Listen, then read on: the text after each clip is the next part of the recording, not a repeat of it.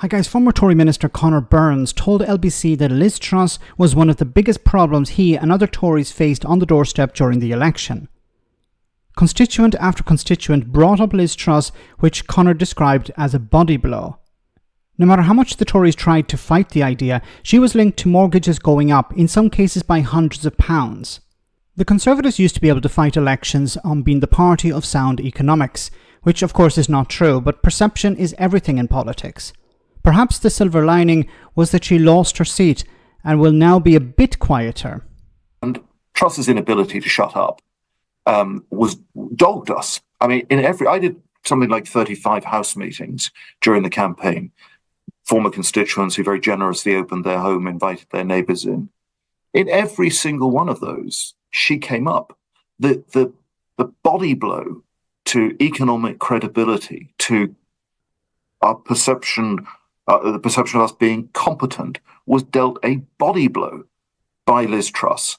And I think, the biggest gift to whoever leads the Conservative Party in the years ahead is that she is no longer in Parliament. The electorate began the Conservative recovery in a very real way by ejecting her in Norfolk last week. Mr. Conor, you will know that she has not shut up even this morning. She's written in the Sunday Telegraph, she said she's blaming the scale of the Tories' general election defeat on Rishi Sunak, quotes, trashing my record. What would your response be to that? Well, I think it's delusional.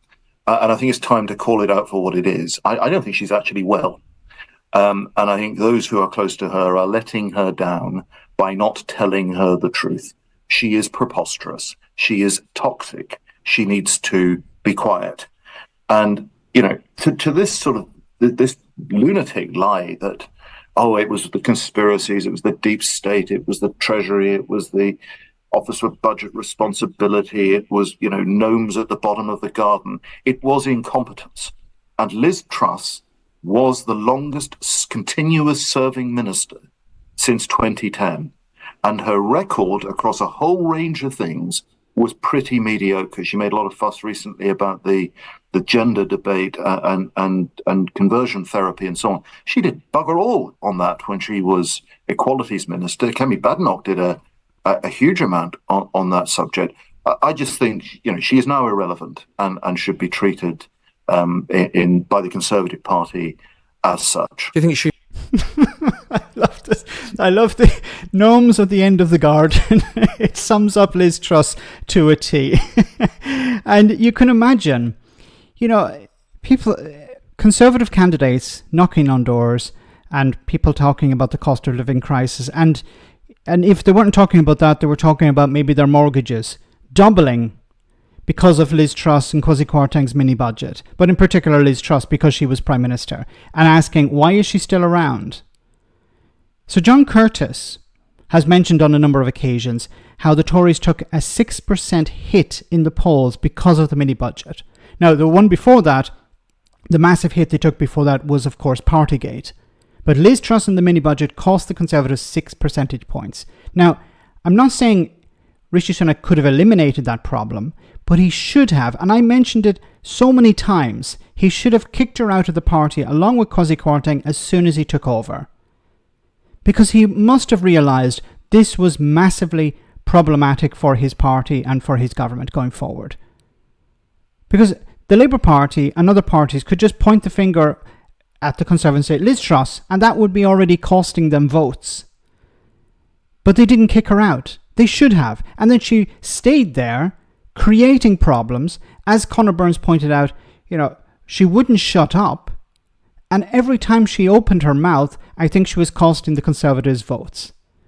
People who had no contact whatsoever with her as MPs, as candidates, were losing support because of Liz Truss. And for some reason, Rishi Sunak didn't remove the whip from her or Kwasi Kwarteng. And what did she do? She went to America, made a fool of herself there. She went on a book tour, made a fool of herself. She tried to remain relevant. She didn't spend time with her constituents. And of course, it was great to see that they kicked her out, because that's what she deserved. But perhaps the only silver lining is that she's no longer an MP. I don't know if she's still a member of the Conservative Party. She'll probably hang on there, but she's no longer an MP, so she can't use her platform in Parliament to promote herself. The Conservatives, had opportunities to kick the worst members of their party out, but for some reason they allowed them to stay on. Let me know in the comment section, guys, what you think. As always, your comments are greatly appreciated. Thanks a lot.